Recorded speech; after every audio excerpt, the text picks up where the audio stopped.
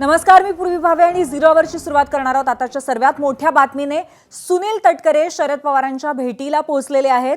Sunil Tatkare silver okay निवासस्थानी शरद पवारांची भेट घेण्यासाठी पोहोचलेले आहेत। एक अतिशय महत्त्वाची अशी आताच्या घडीची राजकीय पटलावरची ही बातमी आहे। आपले प्रतिनिधी निलेश बुधावले आपल्या सोबत आहेत। निलेश, नक्की किती वाजता सुनील तटकरे पोहोचले, काय पार्श्वभूमी या भेटीची काही कळलंय का? आत्ताच्या घडीची ही सर्वात मोठी बातमी आहे। राष्ट्रवादी काँग्रेस पक्षाचे प्रदेशाध्यक्ष सुनील तटकरे हे राष्ट्रवादी काँग्रेस शरदचंद्र पवार पक्षाचे राष्ट्रीय अध्यक्ष शरद पवार यांच्या भेटीसाठी सिल्वर ओक निवासस्थानी पोहोचलेले आहेत। खरं तर या भेटीच्या निमित्तानं अनेक चर्चा आता समोर येताना आपल्याला दिसत आहेत। आज सकाळपासून माध्यमांमधली प्रामुख्याने आपण जर चर्चा पाहिली तर ती चर्चा अशी होती की सुनील तटकरे जे राष्ट्रवादी काँग्रेस पक्षाचे महासचिव होते आणि प्रफुल्ल पटेल जे राष्ट्रीय कार्याध्यक्ष राष्ट्रवादी काँग्रेस पक्षाचे होते त्यांना पद नाही, अशा पद्धतीची एक चर्चा होती आणि त्या संदर्भातली एक महत्त्वाची यादीच समोर आल्याचं आपल्याला दिसलं होतं आणि त्यावरून दिवसभर आज प्रचंड चर्चा देखील रंगल्या होत्या की सुनील तटकरे आणि प्रफुल्ल पटेल यांना पदावरून तर काढलं नाही ना, अशा चर्चा सुरू होत्या। आणि अशी चर्चा सुरू असताना आज राष्ट्रवादी काँग्रेस पक्षाचे प्रदेशाध्यक्ष सुनील तटकरे थेट राष्ट्रवादी काँग्रेस शरदचंद्र पवार पक्षाचे राष्ट्रीय अध्यक्ष शरद पवार यांच्या भेटीसाठी सिल्वर ओक निवासस्थानी पोहोचलेले आहेत। 10 मिनिटांपूर्वी ते सिल्वर ओक निवासस्थानी पोहोचले आहेत। या ठिकाणी शरद पवार देखील आहेत, खासदार सुप्रिया सुळे देखील आहेत। त्यामुळे आता यांच्यामध्ये काय चर्चा होते हे पाहणं महत्त्वाचं राहणार आहे। आत्ताच्या घडीची सर्वात मोठी ही बातमी आहे। आपण यापूर्वी जर पाहिलं तर सुनील तटकरे आणि प्रफुल्ल पटेल हे कधी शरद पवारांना भेटले होते तर केवळ एका वाढदिवसाच्या निमित्तानं शरद पवारांच्या हे दोन महत्त्वाचे नेते भेटले होते आणि काही जाहीर कार्यक्रमांच्या निमित्तानं एक किंवा दोन वेळा त्यांची भेट झाली असेल, मात्र पॉलिटिकली भेटणं जे आहे ते अद्याप झालं नव्हतं, अशा पद्धतीची माहिती समोर येते। खरं तर राष्ट्रवादी काँग्रेस पक्ष आणि राष्ट्रवादी काँग्रेस शरदचंद्र पवार पक्ष हे दोन्ही पक्ष एकत्रित करण्यासंदर्भामध्ये सातत्यानं चर्चा समोर येत होत्या। शरद पवारांच्या राष्ट्रवादीच्या वतीनं सातत्यानं सांगण्यात येत होतं, खास करून अजित पवारांच्या निधनानंतर ह्या सगळ्या चर्चा समोर आल्या होत्या। त्यावेळी कुठेतरी दोन महत्त्वाचे राष्ट्रवादी काँग्रेस पक्षातले नेते असे आहेत जे विलीनीकरणाला विरोध करतायत, अशी देखील माध्यमांमध्ये चर्चा होती आणि त्यामध्ये प्रामुख्यानं सुनील तटकरे आणि प्रफुल्ल पटेल यांचं नाव सातत्यानं घेतलं जात होतं आणि त्यातीलच एक महत्त्वाचं नाव सुनील तटकरे हे आता शरद पवारांच्या भेटीसाठी पोहोचलेले आहेत। त्यामुळे या भेटीच्या निमित्तानं नेमकं काय समोर येतं हे पाहणं महत्त्वाचं राहणार आहे। आत्ताच्या घडीची ही सर्वात मोठी बातमी आहे। राष्ट्रवादी काँग्रेस पक्ष आणि राष्ट्रवादी काँग्रेस अत्यंत मोठी बातमी आहे आणि जेव्हा सुनील तटकरे तिथे पोहोचले तेव्हा आपले प्रतिनिधी राजू सोनावणे सुद्धा त्या ठिकाणी होते। ते आता तुझ्या सोबत येतात का? त्यांच्याकडे काही अपडेट आहे का? राजू सोनवणे आपण यांच्याशी बातचीत करणार आहे, कारण सुरुवातीला ज्यावेळेस सुनील तटकरे या ठिकाणी पोहोचले त्यावेळेस आपले पॉलिटिकल करस्पॉन्डंट राजू सोनवणे त्या ठिकाणी पोहोचले होते। सर, काय नेमकी चर्चा झाली? सुनील तटकरे आपल्याशी काही बोलले का आणि काय ते कारण सांगितलं? निलेश, आपण पाहतोय की आज सुनील तटकरे हे सिल्वर ओकवरती आलेले आहेत, त्यामुळे एक राजकीय घडामोडींना वेगायला पाहायला मिळतोय। सुनील तटकरे एकटे आलेले आहेत, मात्र आल्यानंतर त्यांनी सांगितलं का मी पवार साहेबांच्या तब्येतीची विचारपूस करायला या ठिकाणी पोहोचलेलो आहे। मात्र जरी असं असलं तरी 2 दिवसापासून ज्या काही घडामोडी घडताना पाहायला मिळतात त्यामुळे सुनील तटकरे यांचं सिल्वर ओकवरती येणं जे आहे ते अतिशय महत्त्वाचं मानलं जाते। आपण जर पाहिलं तर सुनेत्रा पवार यांनी रात्री 1:05 त्या लिस्टमध्ये काही तांत्रिक अडचणीमुळे जाहीर झाले असं म्हटलेलं आहे। 1:05 रात्री उशिरा ही ट्विट करणं आणि त्यानंतर आज जे आहे ते सुनील तटकरे येऊन भेटणं, यामुळे साहजिकच आहे की ज्या प्रकारे राष्ट्रवादीमध्ये अनेक दिवसापासून आलबेल चाललेलं नाही त्याचाच एक पार्ट आहे का असं सुद्धा जे आहे ते बोललं जातं। त्यामुळे आणखी काही नेते भेटायला येतात का हे सुद्धा पाहणं अतिशय महत्त्वाचं राहणार आहे। मात्र सुनील तटकरे पहिल्यांदा आपण पाहतो का पक्ष फुटल्यानंतर अशा प्रकारे सिल्वर ओकवरती येऊन शरद पवारांना भेटायला येताना पाहायला मिळतात। याच्या आधी सुद्धा शरद पवारांची तब्येत जी आहे ती काही प्रमाणात खालावलेली आपल्याला पाहायला मिळाली, मात्र त्यावेळेस सुद्धा जे आहे ते या राष्ट्रवादीचे नेते आपल्याला तेवढ्या यांनी पाहायला मिळाले नाही, मात्र आता भेटायला येत आहेत। त्यामुळे साहजिक याच्यामागे आणखी काही कारणं आहेत का हे सुद्धा पाहणं महत्त्वाचं राहणार आहे। त्यामुळे पुढच्या काळामध्ये आणखी काही नेते सिल्वर ओकवरती पोहोचत का हे सुद्धा पाहणं महत्त्वाचं राहील। यातल्या सगळ्यात महत्त्वाची बाब अशी, ज्या यादीबद्दल तुम्ही सांगत होता ती यादी नेमकी काय आहे, त्यामध्ये काय उल्लेख करण्यात आलेला आहे आणि कोणाकोणाची नावं त्यामध्ये आहे? एक आपण जर पाहिलं दोघांना एक क्षणभर थांबवते। आपल्यासोबत राष्ट्रवादी पक्षाचे नेते अनिल पाटील या क्षणी आहेत। अनिलजी, ही जी आता भेट घडल्याची बातमी समोर येते या अनुषंगाने आपली प्रतिक्रिया? नाही, आता मुळामध्ये समजा जर का ही भेट जर का आता तटकरे साहेब गेले असतील तर हे तर स्वाभाविक आहे। पवार साहेब गेल्या अनेक दिवसापासून त्यांची तब्येत बरी नव्हती किंवा आत्ताच ते तब्येत बरी झाल्यानंतर बाहेर आले, मध्ये एक साताऱ्याचा दौरा त्यांनी केला। आता मुंबईत अवेलेबल असतील आमच्या सर्वांचे नेते तर तसे एक आदरणीय पवार साहेब एकेकाळचे होतेच, त्याच्यामुळे त्यांची तब्येतीची विचारपूस करायला ते नक्की गेले असतील आणि जायला काय हरकत आहे। शेवटी पवार साहेबांच्या आशीर्वादाने आमच्यासारखे सगळे कार्यकर्ते जे असतील ते आतापर्यंत घडलेले आहेत। त्यामुळे त्यांच्या सुखात दुःखात राहणं ही आमची जबाबदारी आहे. पण अनिलजी, आत्ताच ही बातमी गेले 2 दिवस सातत्याने चर्चेत आहे की सुनेत्रा पवारांनी जी यादी कार्यकारिणीची होती त्याच्यामध्ये 2 नावं मिसिंग होती आणि ती नावं होती प्रफुल्ल पटेल आणि सुनील तटकरे यांची. या पार्श्वभूमीवर या भेटीकडे तुम्ही कशा पद्धतीने बघता? या सगळ्या बातम्या ज्या आहेत, या बातम्या आपण माध्यमांमधनं बघतोय, पण प्रत्यक्षामध्ये काय आहे? स्वतः वहिनींशी त्याच्या बाबतीमध्ये आमच्यासारखी ज्या वेळेला चर्चा करतील किंवा भेट होईल त्यावेळेला या बाबतीमध्ये नक्कीच चर्चा होईल. अर्थात ही नावं गाळली गेलेली आहेत की केवळ फक्त वर्क डिस्ट्रीब्युशन केलेलं आहे, या सगळ्या गोष्टींचा उहापोह चर्चा झाल्यानंतर होईल. बरं, मला जो काही अंदाज आहे, मी बघितलेलं नाहीये, पण मला जो काही अंदाज आहे की असं काही पवार साहेब, आपलं तटकरे साहेब असतील, प्रफुल्लभाई असतील, यांना वगळण्याची काही गरज वाटत, मला तरी काही गरज त्या ठिकाणी वाटत पण नाही. याआधी सुद्धा सातत्याने राष्ट्रवादी शरदचंद्र पवार पक्षाच्या अनेक नेत्यांनी सुनील तटकरेंना लक्ष केलेलं आहे. खास करून अजित पवारांच्या दुर्दैवी निधनानंतर हे खूप वेळा पाहायला मिळालेलं आहे आणि त्यामुळे ही जी भेट आहे कुठेतरी खूप मोठी भेट आहे असं मानलं जात आहे. त्यावर तुम्ही काय म्हणाल? नाही, आता तटकरे साहेबांनी जे काही आता दादांच्या मागे आतापर्यंत त्यांचं आयुष्य घालवलेलं आहे, त्यामुळे स्वाभाविक आहे की काहींचं मन त्याच्यामध्ये दुखावलेलं असेल. आता ते दुखावलेलं ज्यांचं मन असेल, मनासारखं जर का काही घडलं नसेल तर ते तटकरे साहेबांना टार्गेट करून चालतील किंवा चालत राहतील किंवा चाललेले असतील. आता पवार साहेबांकडे जाण्याचा एकमेव त्यांचा उद्देश असेल, माझा अंदाज जो आहे तो, की त्यांच्या तब्येतीची विचारपूस करणं. बरं, अनिलजी, त्याचबरोबर विलिनीकरणाच्या चर्चांच्या अनुषंगाने पण एक कटुता पाहायला मिळालेली होती 2 राष्ट्रवादींमध्ये. त्याची सुद्धा कुठेतरी इथे किनार आहे. काय म्हणाल तुम्ही? विलिनीकरणाच्या संदर्भामध्ये जो अंतिम निर्णय पवार कुटुंबांनाच घ्यायचा आहे, आमच्या नेत्या सुनेत्रा वहिनी आहेत, त्यांनी जो निर्णय घेतलेला असेल तो आमच्यासाठी सगळ्यांसाठी अंतिम असेल. त्यामुळे विलिनीकरणाची आता कुठली काही चर्चा असेल असं मला वाटत नाही. आता केवळ फक्त तब्येतीची विचारपूस करणं. शेवटी पवार साहेब हे नेते आहेत, महाराष्ट्राचे नाही तर देशाचे मोठे नेते आहेत, तर त्यांच्या तब्येतीची विचारपूस करणं हे स्वाभाविक आहे. धन्यवाद अनिलजी, तुम्ही आमच्याशी चर्चा केली त्याबद्दल. आणि पुन्हा एकदा निलेश बुधावले यांच्याकडे जाऊयात. निलेश, काय अजून अपडेट या क्षणीचे मिळालेले आहेत का? पुन्हा एकदा तुम्हाला आणि राजू सोनावणे यांना मी विचारते. खरं तर आणखीन एक महत्त्वाचं येणार आहे अशा पद्धतीची माहिती मिळते. कदाचित पुढच्या 10 ते 15 मिनिटांमध्ये ते देखील या ठिकाणी येऊ शकतात. आत्ताच्या घडीची ही सगळ्यात मोठी बातमी आहे, कारण मागच्या काही दिवसांपासून सातत्यानं ज्या चर्चा सुरू होत्या, राष्ट्रवादी काँग्रेस पक्ष दोन्ही एकत्र आलं पाहिजे अशा अनेकांची इच्छा होती. मात्र राष्ट्रवादी काँग्रेस पक्षातले 2 महत्त्वाचे नेते आहेत ते त्याला विरोध करतायत, अशी देखील पक्षामध्ये मोठ्या प्रमाणामध्ये चर्चा होती. अशा वेळी आता हा एक महत्त्वाचा निर्णय घेतल्याचं आपल्याला दिसतंय. थेट प्रदेशाध्यक्ष सुनील तटकरे हे राष्ट्रवादी काँग्रेस पक्षाचे राष्ट्रवादी काँग्रेस शरदचंद्र पवार पक्षाचे राष्ट्रीय अध्यक्ष शरद पवार यांच्या भेटीसाठी आलेले आहेत. त्यामुळे या भेटीच्या निमित्तानं नेमकी काय माहिती चर्चा होते, काय पुढे सुनील तटकरे आणि प्रफुल्ल पटेल निर्णय घेत आहेत हे पाहणं महत्त्वाचं राहणार आहे.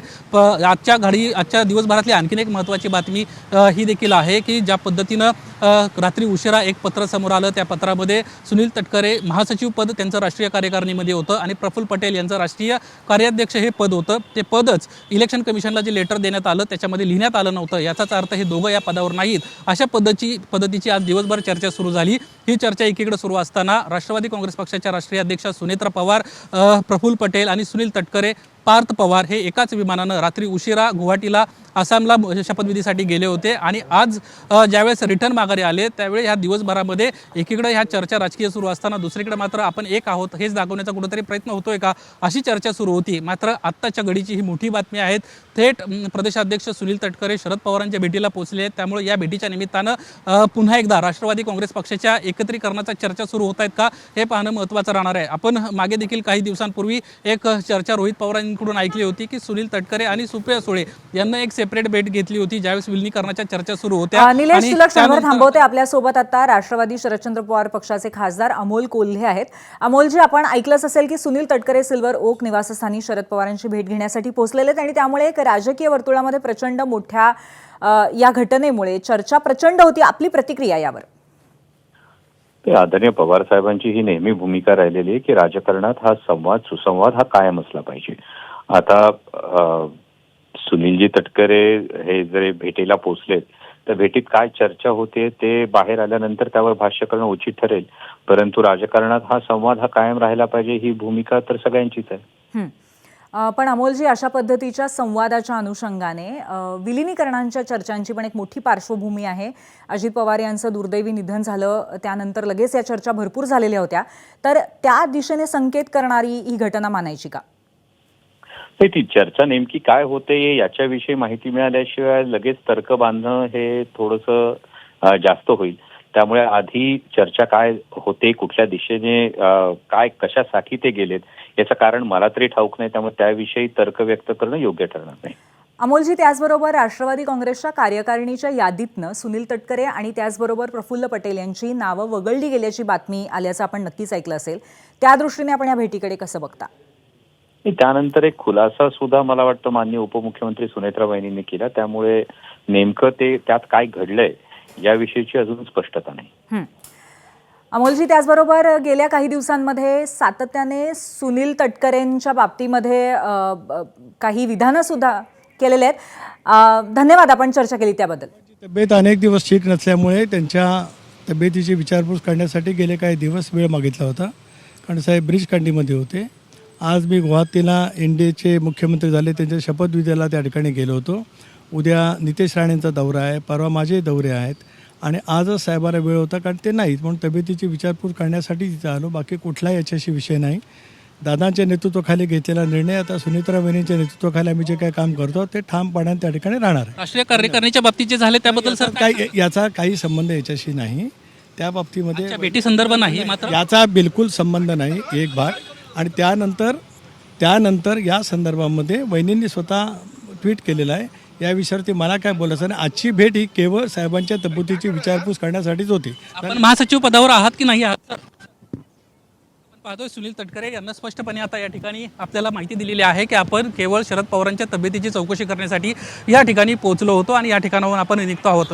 आज ज्या पद्धतीनं दिवसभरामध्ये घडामोडी घडलेल्या आहेत आणि सकाळपासून जी चर्चा सुरू होती की राष्ट्रीय कार्याध्यक्ष आणि राष्ट्रीय महासचिव अशा दोन महत्त्वाच्या पदांवरून प्रफुल्ल पटेल आणि सुनील तटकरे यांना काढलेलं आहे. तर या संदर्भामध्ये कुठेही यामध्ये काही तथ्य नाही असं देखील त्यांना स्पष्ट केलं आहे, कारण स्वतः राष्ट्रीय अध्यक्ष सुनेत्रा पवार यांना एक महत्त्वाचं रात्री ट्विट केलं आणि त्याच्यामध्ये त्यांना असं स्पष्टपणे म्हटलं होतं की ही टेक्निकल गोष्ट आहे, टेक्निकल चूक आहे, त्यामुळं सध्या तरी या सगळ्या विषयासंदर्भामध्ये आपण बोलणार नाही अशा पद्धतीची भूमिका सुनील तटकरे यांना घेतलेली आहे. उद्या ते आपल्या मतदारसंघामध्ये असणार आहेत, रात्री उशिरा पनवेलला देखील ते पोहोचणार आहेत. मात्र आत्ताच्या घडीची एकंदरीतच सुनील तटकरे यांना जरी आपण शरद पवारांच्या तब्येतीची चौकशी करायला या ठिकाणी आलो आहोत अशी माहिती दिली असली तरी दुसरीकडे ज्या पद्धतीनं आज दिवसभरामध्ये चर्चा सुरू झाली होती आणि राष्ट्रीय कार्याध्यक्ष आणि राष्ट्रीय महासचिव अशा दोन महत्त्वाच्या पदांवरून दोन महत्त्वाच्या नेत्यांची गच्छंती झाली, ही चर्चा सुरू होती. अशा वेळेला थेट राष्ट्रवादी काँग्रेस शरदचंद्र पवार पक्षाचे राष्ट्रीय अध्यक्ष शरद पवार यांची भेट ही अतिशय महत्त्वाची मानली गेली आहे आणि या भेटीच्या निमित्तानं आता काही चर्चा झाल्यात का किंवा पुन्हा हे दोन महत्त्वाचे नेते काही भेटायला शरद पवारांना येत आहेत का हे पाहणं महत्त्वाचं राहणार आहे. नक्कीच या संदर्भामध्ये आपण चर्चा करत राहू, अपडेट्स घेत राहू. धन्यवाद तुम्ही दिलेल्या माहितीबद्दल निलेश.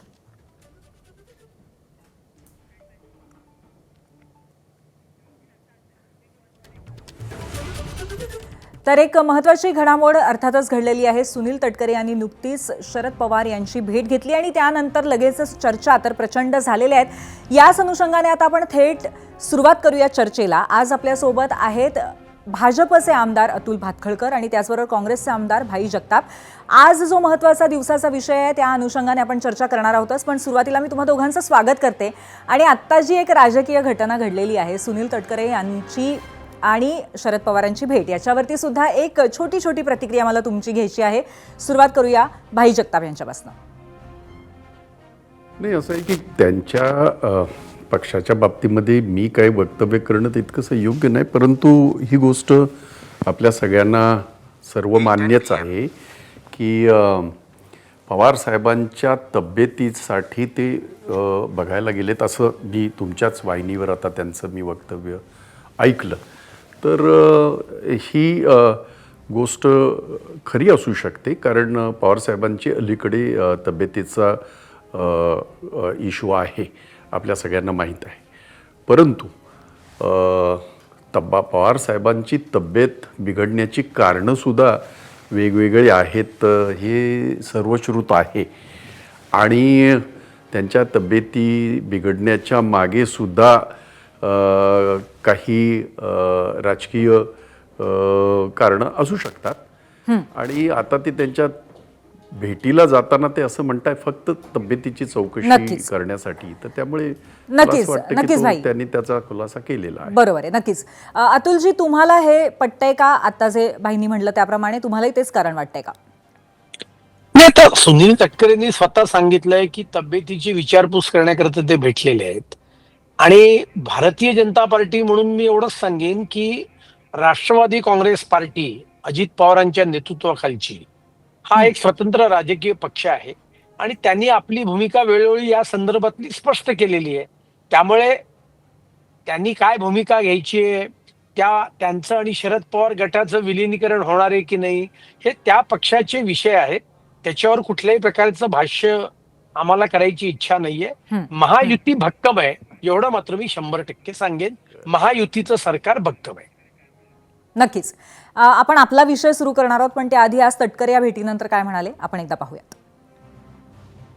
अनेक दिवस ठीक नसल्यामुळे त्यांच्या तब्येतीची विचारपूस करण्यासाठी गेले काही दिवस वेळ मागितला होता, कारण साहेब ब्रीचकांडीमध्ये होते. आज मी गुवाहाटीला एनडीएचे मुख्यमंत्री झाले, त्यांच्या शपथविधीला त्या ठिकाणी गेलो होतो. उद्या नितेश राणेंचा दौरा आहे, परवा माझे दौरे आहेत आणि आजच साहेबाला वेळ होता, कारण ते नाहीत म्हणून तब्येतीची विचारपूस करण्यासाठी तिथं आलो. बाकी कुठलाही याच्याशी विषय नाही. दादांच्या नेतृत्वाखाली घेतलेला निर्णय, आता सुनीत्रा वहिनींच्या नेतृत्वाखाली आम्ही जे काही काम करतो ते ठामपणाने त्या ठिकाणी राहणार आहे. राष्ट्रीय कार्यकारिणीच्या बाबतीत जे झाले त्याबद्दल सर काही याचा काही संबंध याच्याशी नाही. त्या बाबतीमध्ये भेटी संदर्भ नाही, मात्र याचा बिलकुल संबंध नाही एक भाग. आणि त्यानंतर या संदर्भामध्ये वहिनींनी स्वतः ट्विट केलेलं आहे. या विषयावरती मला काय बोलायचं नाही. आजची भेट ही केवळ साहेबांच्या तब्येतीची विचारपूस करण्यासाठीच होती. यानंतर आपण आजच्या झिरोवरच्या मूळ विषयाकडे येऊयात. आणि आजचा हा विषय जो आहे तो अर्थातच बांधलेला आहे पंतप्रधान नरेंद्र मोदी यांनी 2 दिवस सलग केलेल्या आवाहनांच्या अवतीभोवती. मैं आपके परिवार का सदस्य हूं, इसलिए आग्रह से कहता हूं, जहां संभव हो पेट्रोल डीजल का उपयोग कम करें.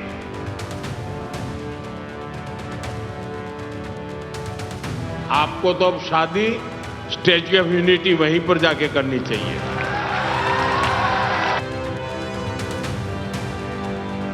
मेट्रो का उपयोग करें, इलेक्ट्रिक बस और पब्लिक ट्रांसपोर्ट का अधिक इस्तेमाल करें. कुछ समय के लिए ऑनलाइन क्लासेज की व्यवस्था पर काम करें.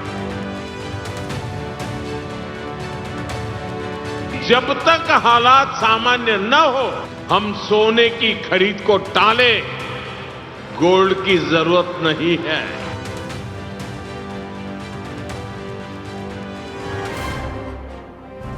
आता गेल्या 48 तासांमध्ये मोदींनी किमान 2 वेळा तरी ही आवाहनं केली आहेत. पण त्यांच्याच पक्षातील काही उत्साही नेते मात्र सपशेल ह्या आवाहनांना हरताळ फासताना दिसत आहेत, असं चित्र अगदी स्पष्ट आहे. उदाहरण देते, मध्य प्रदेशातील भाजप नेते सौभाग्य सिंग ठाकूर परवाच ते मध्य प्रदेशातल्या पाठ्यपुस्तक संशोधन मंडळाचे अध्यक्ष बनले.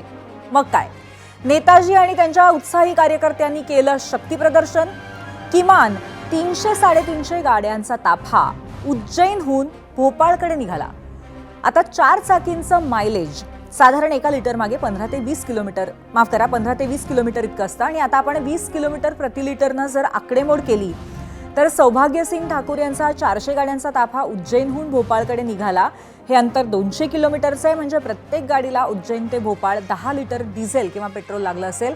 आणि परत जाताना पुन्हा 10 लिटर, म्हणजे गाडी मागे 20 लिटर, म्हणजेच 400 गाड्यांसाठी 8,000 लिटर इंधन लागलं. आणि या सौभाग्यसिंगांनी एवढं पेट्रोल केवळ शक्ती प्रदर्शनासाठी इंधन वापरलेलं आहे. त्याचं ड्रोन शूटिंग सुद्धा केलंय, जे आता तुम्ही बघताय. त्यामुळे मोदींनी कितीही काही आवाहन केलं असलं तरी आधी अशा नेत्यांना त्यांना आवरावं लागणार आहे, हे नक्की आहे.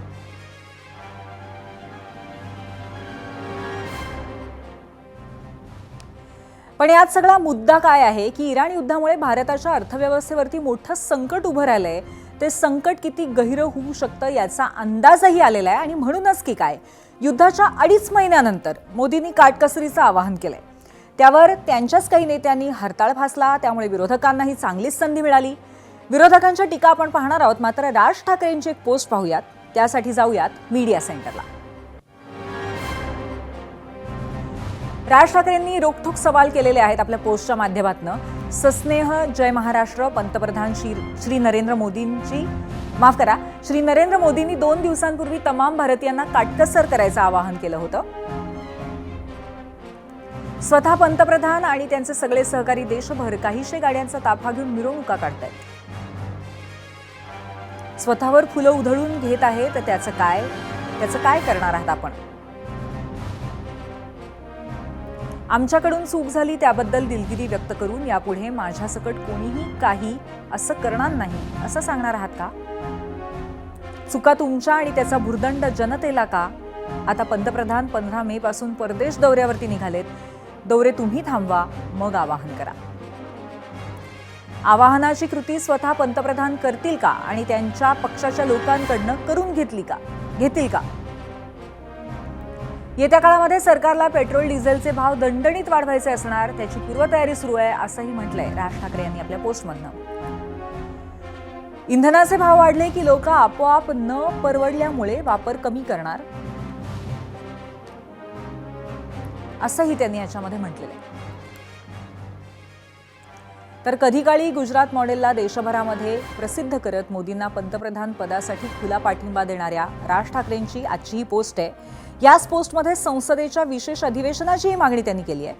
राज ठाकरेंसह सगळ्याच विरोधकांची बाजू आपण आज बघणार आहोत, पण त्याआधी पाहूयात आजचा प्रश्न. तो पाहण्यासाठी जाऊयात पोल सेंटरला. आजचा प्रश्न आहे, पंतप्रधान मोदींनी केलेलं काटकसरीचं आवाहन म्हणजे इंधन दरवाढीची पूर्वतयारी. राज ठाकरेंचा हा दावा पटतो का? होय आणि नाही असे 2 पर्याय आहेत. आपल्या उत्तराची आपण जो पर्याय निवडतोय तो पाहण्याची आम्हाला प्रतीक्षा आहे.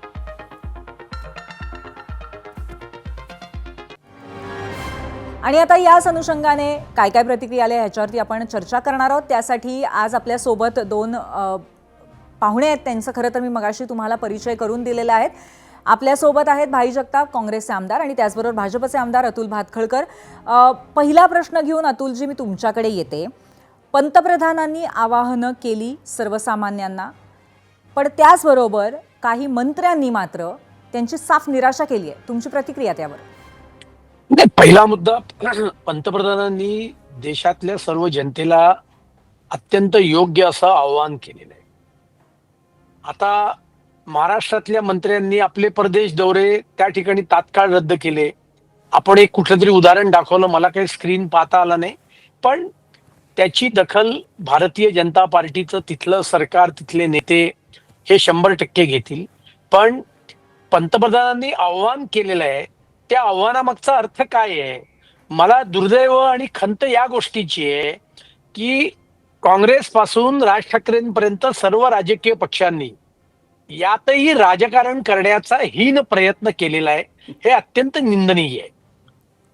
पंतप्रधानांनी आव्हान केलं याचा अर्थ देशामध्ये उद्यापासून काहीतरी टंचाई निर्माण झाली आहे अशा प्रकारची भाष्य करणं. अतुलजी नक्कीच आपण याच्याकडे आपण येऊच आणि आपण त्यावरती उत्तरही घेऊ विरोधकांची. पण त्याचबरोबर आज 500 गाड्यांचा ताफा घेऊन जेव्हा एखादा मंत्री जातो अशा परिस्थितीमध्ये पंतप्रधानांनी आणि त्याचबरोबर त्यांच्या सगळ्यात मोठ्या नेत्यांनी केलेलं आवाहन असताना सुद्धा, तेव्हा त्याचा अर्थ नक्की जनतेने काय घ्यायचा?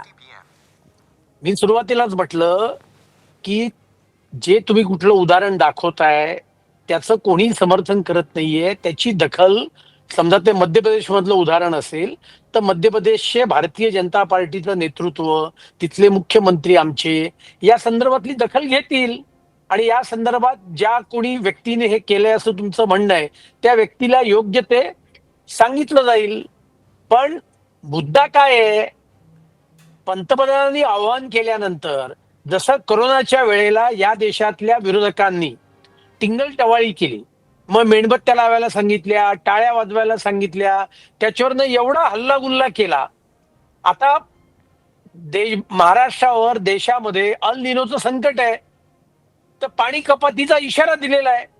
राज्याच्या मुख्यमंत्र्यांनी आणि अर्थमंत्र्यांनी आपल्या बजेटच्या भाषणात सांगितलं होतं. त्यामुळे हे पराचा कावळा करण्याचा प्रयत्न आहे आणि विरोधक हे अत्यंत हताश झालेले आहेत आणि ठीक आहे. त्याच्यामुळे ठीक आहे ते आपण कुठल्याही उत्तर गोष्टी- घेऊया दोन थेट मिनिटं मला पूर्ण विरोधकांचं. करू द्या. भाई तुम्हाला हा मुद्दा पूर्ण करू पटतोय द्या, का? पूर्ण करू द्या मला. नाही, यांचा मुद्दा कुठलाच पटण्याचं काही कारण नाही. एक तर असं आहे की त्यांचा जो आरोप आहे तो मी साफ खोडून काढतो.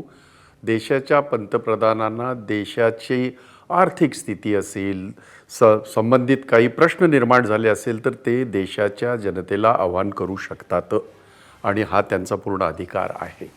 त्याबद्दल मनामध्ये कोणाच्या शंका असता कामा नये. परंतु हे करत असताना परिस्थिती काय आहे हे बघणं महत्त्वाचं आहे. पराचा कावळा कोण करतं आहे हे बघणं गरजेचं आहे.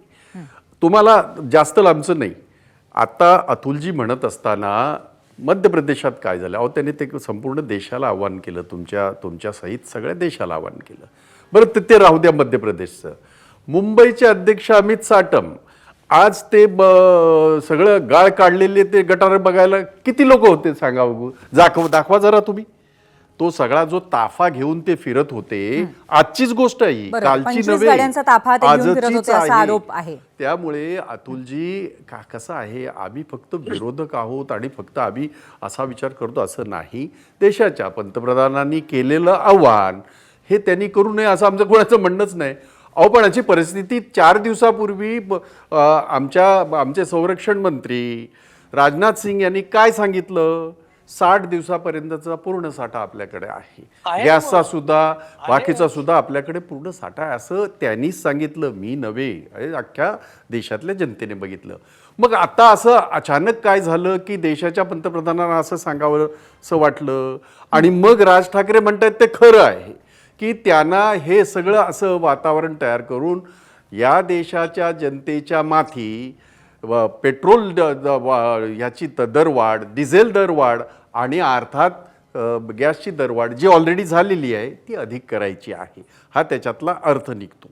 आणि म्हणून याच्या अगोदरचे अनुभव जर आपण पाहिले, पंतप्रधानांच्या एकंदरीत करणी आणि कथनी याच्यामधले, तर जमीन आसमानाचा फरक आहे. ते जेव्हा असं काही सांगतात त्यावेळेला त्याच्या विरोधातच काही ना काहीतरी निर्णय घेतात. हा आतापर्यंतचा 12 वर्षाचा अनुभव आहे आपला, तुमचा आणि मला असं आमचा. वाटतं की अतुलजींना आणि थेटच म्हणून- प्रश्न विचारेन आणि मी म्हणून की जो प्रश्न देशाच्या सगळ्यांच्या मनात आता पंतप्रधानांनी या क्षणी आव्हान आहे, पुन्हा येते मी तुमच्याकडे भाई, पण सगळ्यांच्या मनामध्ये असलेला प्रश्न आहे की पेट्रोल डिझेलचे भाव वाढणार आहेत का अतुलजी? थेटच विचारते तुम्हाला.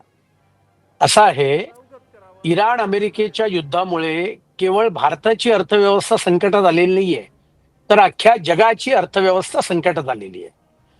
भारतातल्या नाही, पण केंद्र भारतात सरकार- पेट्रोल आणि डिझेलचे दर लगेच वाढणार आहेत का? तुम्ही प्रश्न विचारल्यावर मला उत्तर देऊ द्या ना. का उत्तर देऊ नको मी? बर, बोला बोला. हा, मला उत्तर देऊ द्या. देऊ द्या त्यांना. कळलं की नाही? जगामध्ये गेल्या 2-2.5-3 महिन्यामध्ये काय स्थिती आहे? अमेरिकेसारख्या देशामध्ये जो एनर्जीच्या बाबतीत स्वयंपूर्ण आहे, त्या देशामध्ये एक बजेट एअरलाइन्सने आपला उद्योगधंदा बंद केला. बांगलादेशमध्ये विजेचं पण रेशनिंग चालू झालं, केवळ पेट्रोल डिझेलचं नाही, विजेचं. आठवड्यातले 5 दिवसच लाईट लावायचे, हा निर्णय बांगलादेशमध्ये घेतला गेला.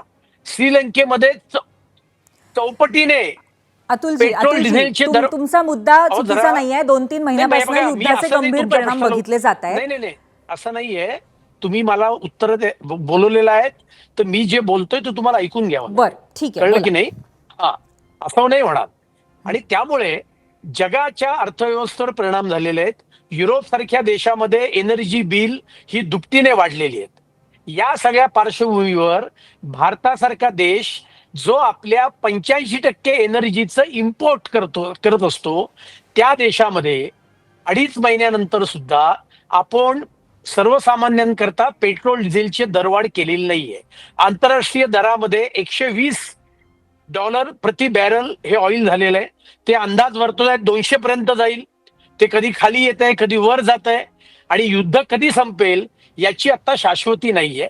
आणि त्यामुळे देशाच्या पंतप्रधानांनी आवाहन केल्यानंतर जर का भाई जगताप म्हणतात तशी परिस्थिती असती तर चांगली गोष्ट होती.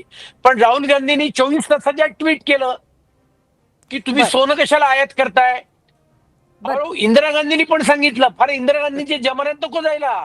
2013 साली जगामध्ये कुठलंही संकट नसताना यांच्या सरकारने पेट्रोल 8 नंतर पेट्रोल पंपावर मिळणार नाही अशा प्रकारची घोषणा केली होती. बर बर वीरप्पा मोईली बोलले आता मेट्रोने प्रवास करा. बरं, ठीक आहे. त्यांच्या काळात मेट्रो कुठेच नक्कीच नव्हती. तुम्ही- हा वेगळा मुद्दा आहे. बर आणि त्याच्यामुळे पण तरी सुद्धा या भारत पार्श्वभूमीवर अतुलजी एक मुद्दा आहेच की 2-2.5 महिने 3 महिने आपण म्हणूया की गांभीर्य युद्धाचं ढळढळीत डोळ्यासमोर दिसत असताना सुद्धा पेट्रोलचे भाव वाढले नाहीत.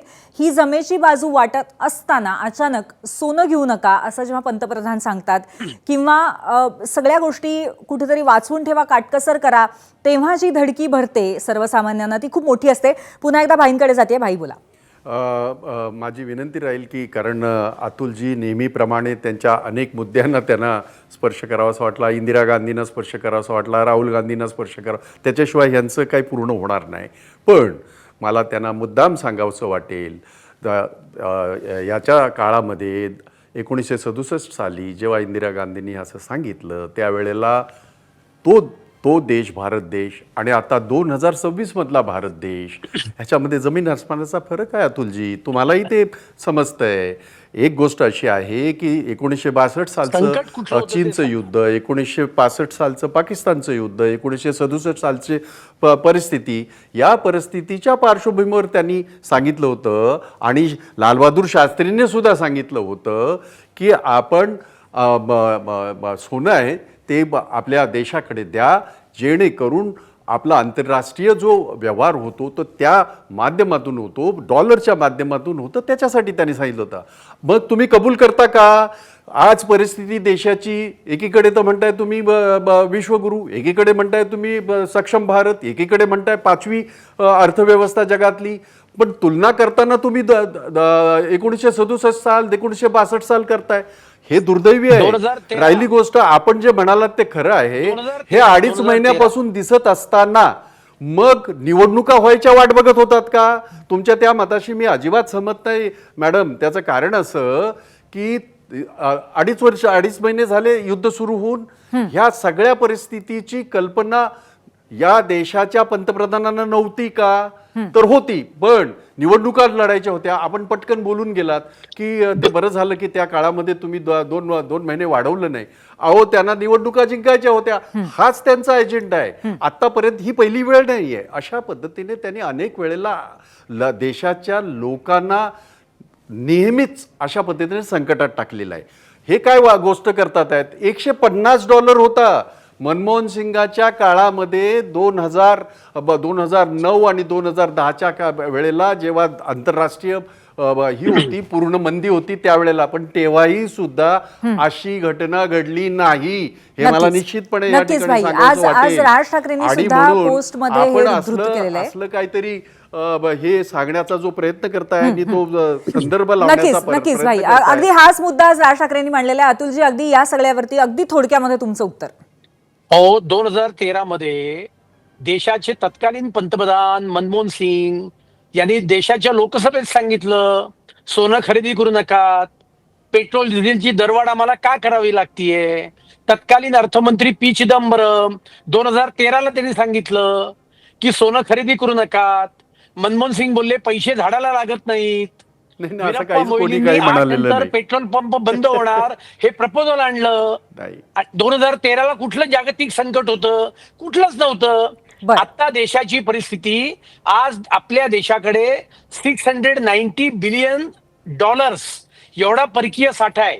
आपलं करंट अकाउंट डेफिसिट आजही 1% आहे. पण मी सुरुवातीला म्हटल्याप्रमाणे युद्ध थांबण्याची चिन्ह दिसत नाहीयेत.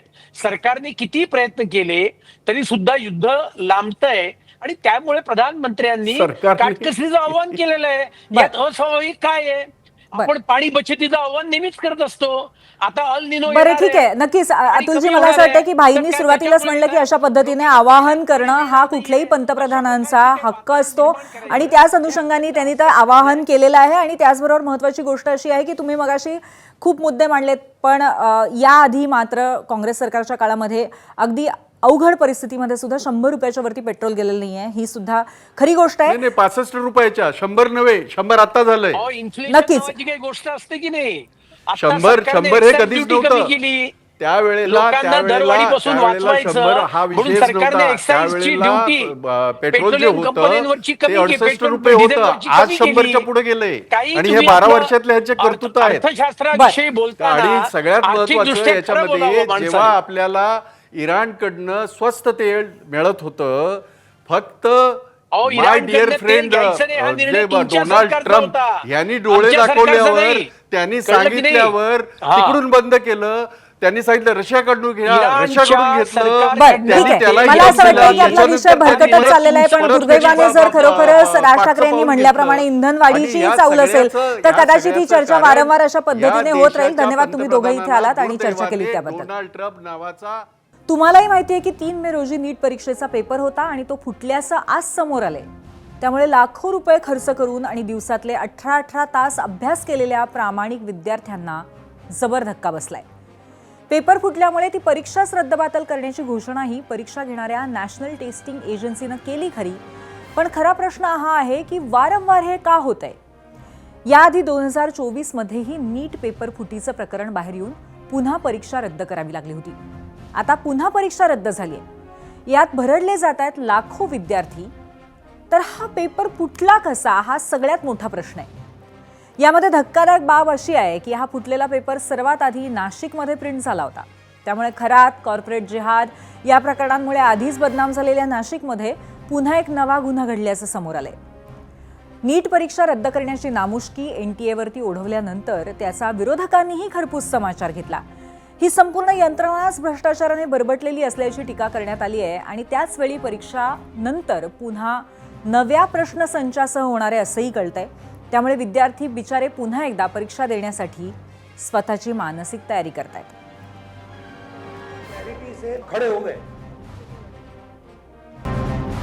राग, निराशा, टीका असं प्रचंड मोठं नाट्य या निमित्ताने आज बघायला मिळालं. याच अनुषंगाने आम्ही प्रश्न विचारलेला आहे. आजच्या या सगळ्या प्रकारावरती आधारित पाहूयात दुसरा प्रश्न. पेपर फुटीमुळे नीट परीक्षा रद्द, केंद्र सरकारचंच अपयश असल्याचा विरोधकांचा आरोप तुम्हाला पटतोय का? होय आणि नाही असे 2 पर्याय. भरपूर मतं द्या आणि तुमचं मत या संदर्भातला आम्हाला कळवा.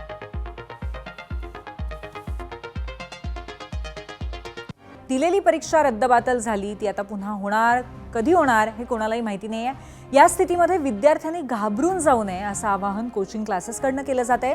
मलाही हे सांगायचं आहे की हे आवाहन करणं सोपं आहे, पण हे सर्व विद्यार्थी जेमतेम 17-18 वर्षाच्या कोवळ्या वयातले, त्यामुळे त्यांच्या मनातली भीती, त्याचा सामना करण्याची त्यांची मानसिकता काय आहे हे सुद्धा समजणं आवश्यक आहे. पण तरीसुद्धा मी ABP माझाच्या वतीने आवाहन करेन की धीर सोडू नका आणि यातून नक्कीच काहीतरी मार्ग मिळेल. आपण जाऊयात पोल सेंटरला आणि पाहूयात नक्की या विषयाच्या अनुषंगाने जो प्रश्न विचारलाय त्यावरती कशा पद्धतीचा कौल आलेला आहे. किती लोकांना हे सरकारचंच अपयश असल्याचं वाटतंय. 53,000 मतं आली आहेत आणि 87% लोक म्हणतात की हे सरकारचं अपयश असल्याचा विरोधकांचा आरोप त्यांना पटतोय आणि 13% लोक म्हणतात नाही. आणि याच पार्श्वभूमीवर आमच्या कार्यकारी संपादक सरिता कौशिक त्यांची भूमिका मांडतायत. सरिता. धन्यवाद पूर्वी. नीटच्या परीक्षेत पेपर लीक होणे ही पहिली वेळ नाही. सीमित पद्धतीनं का होईना पण अगदी असंच 2024मध्ये सुद्धा घडलं होतं आणि लगेच 2026मध्ये असं परत होऊ शकतं. हा प्रकार अधिकच गंभीर होतो. खरं तर नीटच्या पेपर लीकचा मुद्दा आधीच उचलला गेला होता. केंद्र सरकारनं त्याची चौकशी केली. झालेले आरोप खरं आहेत हे सिद्ध झाल्यावर परत परीक्षा घेण्याचा निर्णय आज जाहीर झाला आहे. नीट ही देश पातळीवर घेतल्या जाणारी आपल्या देशाची सर्वात मोठी परीक्षा आहे. 2024च्या पेपर लीक नंतर सर्वोच्च न्यायालयानं सरकारने नियुक्त केलेल्या राधाकृष्णन कमिटीला परीक्षेच्या पेपर्ससाठीच्या सुरक्षेचे नियम अधिक कडक करण्याचे आदेश दिले होते. तसेच पेपर प्रिंट करण्याची आणि पेपर वाहतुकीची प्रक्रिया सुद्धा अधिक नियंत्रित असावी ह्यासाठी सुद्धा पावलं उचलायला सांगितली होती. विद्यार्थ्यांची आयडेंटिटी तपासण्याची पद्धत सुद्धा जास्त चांगली असावी असे आदेश कोर्टानं दिले होते. आणि तरीही पेपर लीक झालाय. त्यामुळे सर्वोच्च न्यायालयाच्या आदेशाची पायमल्ली झाली असं आपण गृहीत धरू शकतो. सरकारसाठी तर ही खूप मोठी नाचक्की आहेच. 23 लाख विद्यार्थ्यांसाठी वेगवेगळ्या अडचणी सुद्धा यामुळे निर्माण झाल्या आहेत. त्यांचा मनस्ताप तर सोडूनच द्या. पण सर्वात महत्त्वाचे म्हणजे आपल्या देशातील सर्वात मोठ्या परीक्षेचे अवमूल्यन झालंय. आज आरोपी पकडला गेलाय, त्याला शिक्षा पण होईल. पूर्ण रॅकेट समोर आलाय. याला आपण पेपर फुटीचा पोस्टमॉर्टम म्हणू शकतो. पण परीक्षा, त्यावरचा विश्वास आणि एकूणच प्रक्रिया, ह्यावर परत विश्वास कसा बसणार? परीक्षेचं आरोग्य सुदृढ कसं होईल याची हमी कोण देणार? पूर्वी